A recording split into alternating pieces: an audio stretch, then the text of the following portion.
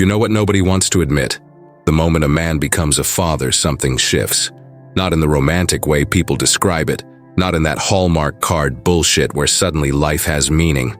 No, I'm talking about something darker, something Schopenhauer understood at a level that makes modern self-help gurus look like children playing dress-up. I'm talking about the systematic transfer of power from your hands into the hands of biological imperatives you never agreed to serve. And here's the part that's going to piss people off.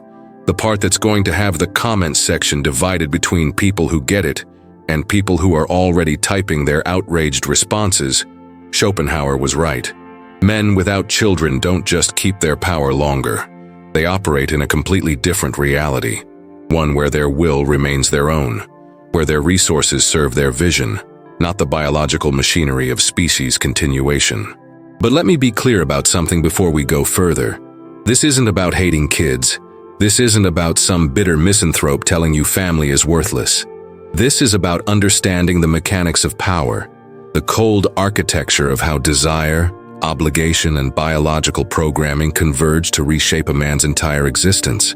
And if you can handle that level of honesty, if you can sit with the discomfort of examining what actually happens rather than what we're supposed to say happens, then you're about to understand something most men spend their entire lives running from.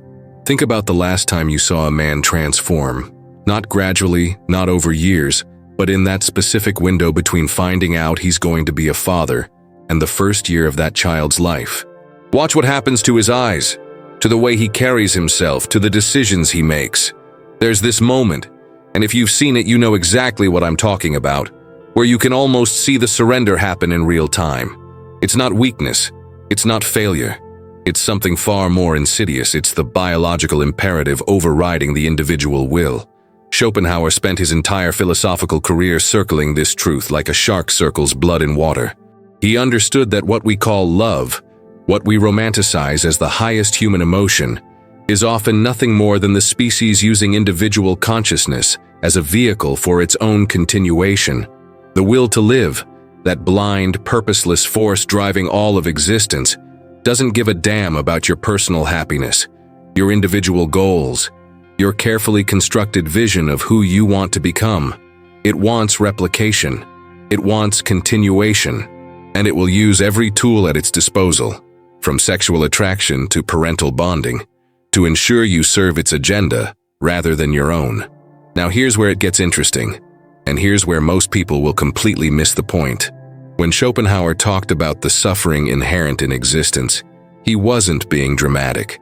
He wasn't indulging in philosophical pessimism for the sake of sounding deep. He was describing the mechanical reality of what happens when you're plugged into the machinery of biological continuation. Every desire you have, every goal that feels authentically yours, gets filtered through this new lens of responsibility, of providing, of ensuring the next generation's survival. And the truly brutal part? You'll call it love. You'll call it purpose. You'll tell yourself this is what you always wanted, that this suffering, because make no mistake it is suffering, is somehow noble, somehow meaningful. But meaning and purpose are constructs we layer over biological imperatives to make them tolerable. The man without children operates outside this system, not because he's selfish, not because he's immature, but because his will remains relatively uncompromised by the species' agenda. Let me paint you a picture, and I want you to really sit with this. Two men, roughly the same age, same intelligence, same starting resources. One has 3 kids. One has none. Fast forward 10 years. The father has spent a decade in a state of chronic resource depletion, financial, temporal, psychological, emotional. Every decision he makes is filtered through the question of how it affects his children.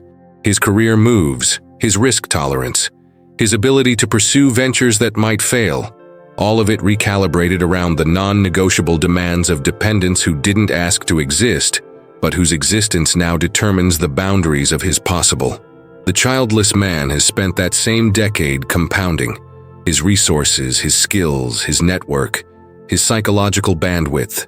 He's taken risks the father couldn't afford. He's failed and recovered in ways that would have been catastrophic with mouths to feed. He's optimized his life around his vision, not around the logistics of soccer practice and college funds. Now, And this is crucial. Does this make the childless man happier? Not necessarily. Schopenhauer would tell you both are suffering, just in different ways. But the childless man's suffering is his own. The father's suffering is in service to a biological imperative that will consume him completely, and then move on without a second thought once his reproductive utility is exhausted. The really uncomfortable truth, the one that's going to make people defensive as hell, is that most men become fathers not through conscious choice, but through a kind of sleepwalking. They follow the script, the relationship, the marriage, the kids, not because they've genuinely examined what they want from existence, but because the biological and social machinery has guided them there through a series of seemingly individual choices that were never really individual at all. Sexual desire, which Schopenhauer correctly identified as the species' most powerful tool for hijacking individual will, leads to relationship formation. Relationship formation, buttressed by social expectation and the biological clocks ticking, leads to marriage. Marriage, especially in a culture that still romanticizes reproduction despite all evidence that it's a catastrophically demanding undertaking, leads to children. And suddenly you're 45, wondering where your 20s and 30s went, wondering why all those dreams you had feel like they belong to a different person, wondering why you're so fucking tired all the time. But you can't say any of this out loud, because we've collectively agreed that parenthood is sacred, that questioning whether it was the right choice is tantamount to emotional abuse of your children, that admitting you miss your old life makes you a monster. Schopenhauer never had children. And this wasn't an accident, wasn't a failure, wasn't because he couldn't find the right partner.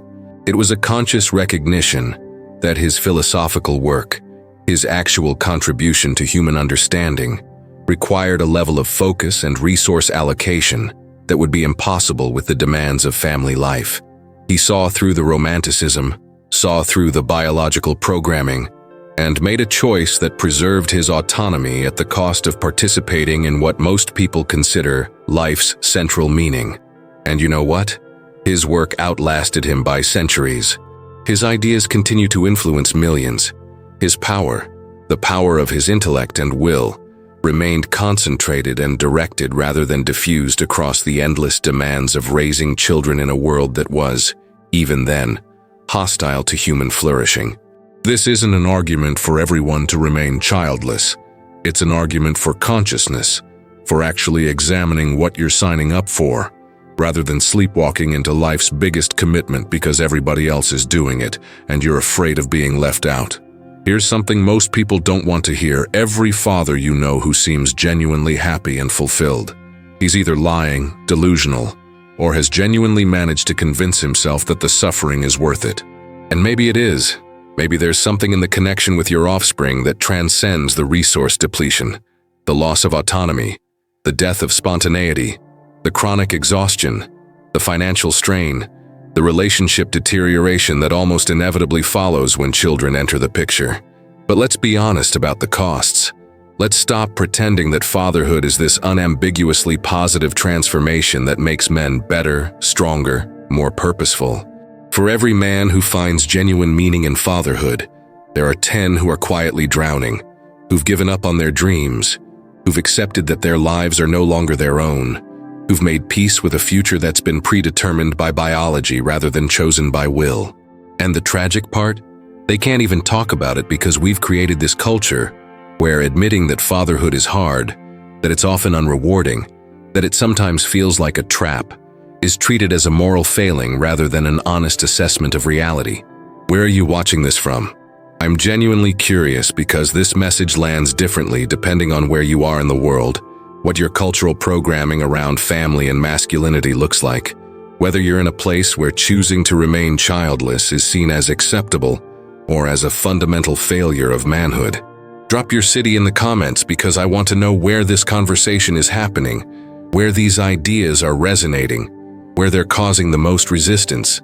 Because geography matters, culture matters, and the degree to which you've been programmed to see fatherhood as non-negotiable varies wildly depending on where you were raised and what stories you were told about what makes a life meaningful. Now let's talk about what power actually means in this context, because I'm not talking about dominance. I'm not talking about control over others. I'm talking about sovereignty over your own existence. Power is the ability to direct your resources, your time, your energy, your focus toward goals that you've chosen rather than goals that have been imposed on you by biological or social imperatives. The father's power is systematically dismantled from the moment of conception. His financial resources are now spoken for, allocated toward an 18-year minimum commitment that will likely extend well into the child's 20s given the current economic landscape. His temporal resources are gone, consumed by the endless logistics of raising a human being from helplessness to independence. His psychological resources are depleted by worry, by the weight of responsibility for another consciousness, by the knowledge that his failures will have consequences that extend beyond himself. His emotional resources are claimed by the bonds of attachment that, while often described as beautiful, are also mechanisms of control that ensure he remains committed to the project of raising his offspring regardless of personal cost. The childless man's resources remain his own. And I want to be very clear about this because there's a knee-jerk response that goes, well, he's just selfish. He's just avoiding responsibility. He's just too immature to handle real commitment. Bullshit. The childless man who uses his autonomy well, who directs his resources toward meaningful projects, toward developing his capacities, toward contributing to the world in ways that utilize his unique abilities, is exercising a form of responsibility that's actually more demanding than biological reproduction. Any idiot can have kids. It's literally the most common thing humans do. It requires no special virtue, no particular wisdom, no exceptional capacity. Building something meaningful, developing a body of work, mastering a craft, these require sustained focus over decades, the kind of focus that's nearly impossible when you're waking up 3 times a night with an infant, or shuttling kids to activities every afternoon, or navigating the emotional complexity of parenting teenagers, or lying awake worried about college tuition. Schopenhauer understood that the will to live is fundamentally irrational, that it doesn't operate according to principles that make sense from the perspective of individual happiness or flourishing. It just wants continuation, endless repetition, the same patterns playing out across generations with minor variations. And when you become a father, you're plugging yourself into that machinery in the most literal way possible. You're ensuring that your genetic code continues, that the species persists, that the whole absurd cycle repeats itself one more time. And for what? What's the end game? What's the point of all this continuation? Schopenhauer's answer was bleak but honest. There is no point. There's just the blind will endlessly willing itself into existence, using individual consciousness as its vehicle, promising meaning and delivering only more wanting, more suffering, more of the same. The father serves this machinery directly, his entire existence reorganized around ensuring the next generation's survival. The childless man has at least the possibility of stepping outside the cycle, of using his consciousness for something other than species continuation, even if that something is ultimately just as meaningless in the cosmic sense. Let's get into the mechanics of how this actually plays out in real life, because philosophy is worthless if it doesn't map onto observable reality. Watch what happens to a man's social circle after he has kids. The friends who don't have children start to drift away, not because anyone's a bad person, but because the rhythms of life become incompatible. The father can't do spontaneous trips, can't commit to long projects, can't stay out late, can't take risks that might jeopardize his income stream. His conversations shift from ideas and possibilities to logistics and exhaustion. He becomes boring, not because he's fundamentally changed, but because his bandwidth for anything beyond survival mode has been consumed. The childless friends, meanwhile, are still operating in a world of possibility, still taking trips, still pursuing random interests, still having conversations that aren't about sleep schedules and daycare costs. This isn't judgment, it's just observation. The father and the childless man are living in parallel realities that occasionally intersect, but fundamentally operate according to different rules. And here's the part that really stings. The father watches his childless friends continue to grow, continue to take risks, continue to evolve, and he tells himself he doesn't want that life anymore. Tells himself he's chosen something deeper, something more meaningful. But late at night, when the kids are finally asleep and he's got a rare moment of silence, he wonders. He wonders what he could have built with all that time and energy and money. He wonders who he might have become if he'd followed his actual interests instead of defaulting to the biological script. He wonders if the meaning he's supposed to be getting from fatherhood is real, or if it's just a story he's telling himself to make the sacrifice tolerable. And then he feels guilty for even having these thoughts because good fathers aren't supposed to have regrets. Good fathers are supposed to be fulfilled by their children's existence. Good fathers are supposed to find purpose in the endless grind of raising humans in a world that's increasingly hostile to human flourishing. The childless man, meanwhile, is dealing with his own set of challenges. Society views him with suspicion, assumes there's something wrong with him, assumes he's selfish or broken or unable to commit. Family gatherings become exercises in defending his choices, in explaining that no, he's not lonely. No, he doesn't regret it. No, he's not going to change his mind. Dating becomes complicated because women of a certain age often want children, and he's eliminated from consideration not because of who he is, but because of what he won't provide. He's culturally positioned as incomplete, as having failed to achieve full adulthood, as missing out on life's greatest joy. But here's what nobody wants to acknowledge. He's also free in ways the father will never be again. His time is his own. His money is his own. His energy is his own. His future is open rather than predetermined. He can take the career risk that might fail spectacularly. He can move to another country on a whim. He can dedicate himself completely to mastering something difficult. He can structure his life around his actual values rather than around the non-negotiable demands of dependence. Schopenhauer would ask, which man is suffering more? And the answer is they're both suffering, just in different registers. The father suffers the chronic stress of responsibility, the erosion of selfhood, the death of possibility, the knowledge that his life is no longer his own. The childless man suffers social judgment, potential loneliness, the question of legacy, the nagging doubt about whether he's missing something essential. But here's the crucial difference. The father's suffering is compulsory and irreversible. He's locked into a commitment he can't escape without becoming a moral monster. The childless man's suffering is optional and fluid. He can change his mind, can build different kinds of connections, can find meaning in projects and relationships that don't involve biological reproduction. The father has made a choice that forecloses future choices. The childless man has made a choice that keeps future choices open. From the perspective of personal power, of maintaining sovereignty over your own existence, one of these positions is clearly superior to the other. Now let's talk about what happens to a man's relationship with his partner after children enter the picture. And I want you to be really honest with yourself about what you've observed in the world. How many couples do you know who had a genuinely passionate, connected relationship before kids and managed to maintain that same level of intimacy and connection afterward? I'm not talking about couples who claim to be happy.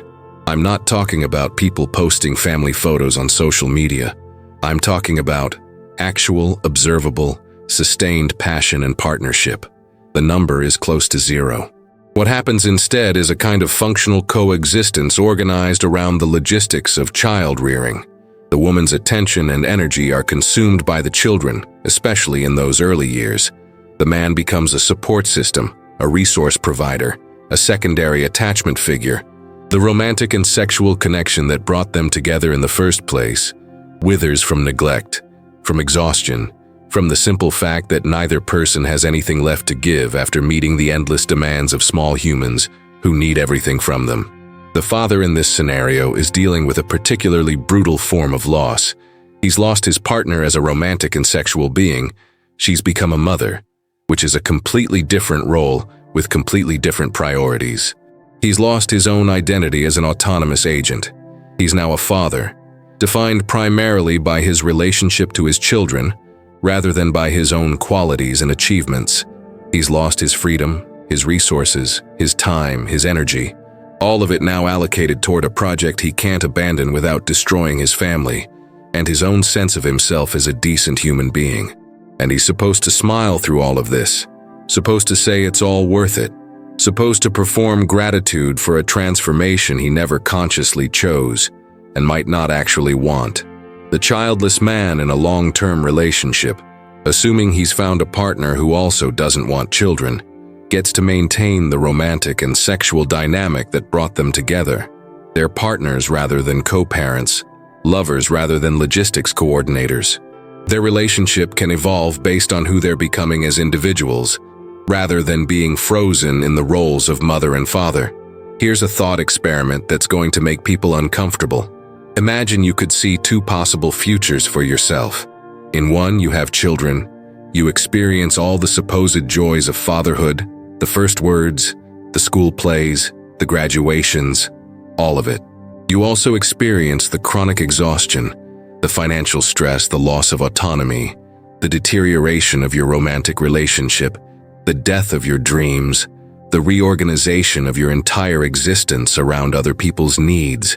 In the other future, you don't have children.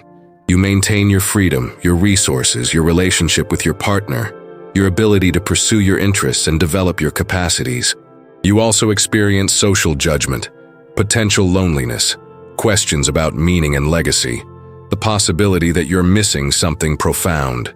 Now here's the key question. If you knew for certain that both futures involved equal amounts of total suffering, just distributed differently, which would you choose? And be honest. Not what you think you should choose, not what your family or society or your partner expects you to choose. What would you actually choose if you were being completely honest with yourself about what you value and how you want to spend the limited time you have on this planet? Most men, if they're being truly honest, would choose the childless future. But they can't say that out loud, because we've collectively decided that admitting you don't want children, or that you regret having them, is one of the last true taboos. You can admit to almost anything else: addiction, infidelity, criminal behavior, mental illness. But admitting you don't find meaning in parenthood, that you'd choose yourself over biological reproduction, that makes you a monster in the eyes of a society that's still operating according to programming installed when human survival depended on maximum reproduction. But we don't live in that world anymore. We live in a world where the planet is overpopulated, where resources are scarce, where the future is uncertain, where having children is arguably an act of either profound optimism or willful delusion. And yet, we still treat childlessness as a failure rather than a legitimate choice. Still assume that people without children are missing out, rather than possibly operating according to a different set of values and priorities. Schopenhauer's insights about the will to live help explain why this programming is so powerful, why even intelligent, thoughtful men find themselves becoming fathers despite having serious doubts about whether it's what they actually want. The biological imperative operates below the level of conscious reasoning. It hijacks your decision-making through mechanisms like sexual desire, romantic attachment, social pressure, fear of missing out, fear of dying alone, fear of being seen as abnormal or deficient. By the time you're consciously examining the decision, the machinery has already been in motion for years, already created circumstances where saying no feels impossible, where not having children means ending a relationship you've invested in, disappointing a partner you love, going against family expectations, positioning yourself as an outsider in a culture organized around reproduction. The deck is stacked from the beginning, and most men fold not because they've genuinely chosen fatherhood, but because choosing to remain childless requires swimming against currents so powerful that it's easier to just let yourself be swept along. But here's what makes Schopenhauer's position so powerful and so threatening to conventional thinking.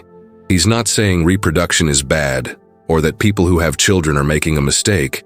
He's saying that the entire system operates according to principles that have nothing to do with individual happiness or meaning, and that understanding this gives you at least the possibility of making conscious choices rather than unconscious ones. If you go into fatherhood with your eyes open, understanding exactly what you're sacrificing and why, understanding that the meaning you derive from it will be meaning you construct rather than meaning that's inherently there, understanding that you're choosing to serve the biological imperative rather than being fooled into thinking you're doing something transcendent, then at least you're operating with agency. But most men don't have that level of clarity. Most men stumble into fatherhood through a combination of social expectation, biological programming, and relationship dynamics, and then spend the rest of their lives trying to convince themselves it was what they always wanted. The man who remains childless by choice, who resists the programming, who builds a life according to his actual values rather than according to biological and social imperatives, is exercising a form of power that's increasingly rare in the modern world. He's saying no to the most powerful force in nature, the drive to reproduce, and he's saying it consciously, with full awareness of what he's giving up and what he's preserving. This isn't easy. It requires constant vigilance against your own biological impulses, against social pressure, against the creeping doubt that maybe everyone else is right and you're missing something essential. But it also creates a kind of freedom that the father can never access, the freedom to fail spectacularly without hurting anyone but yourself, the freedom to succeed wildly without having to share the rewards with dependents, the freedom to structure your life around your vision rather than around the logistics of raising children. Let me be very direct about something because I think we've danced around it long enough.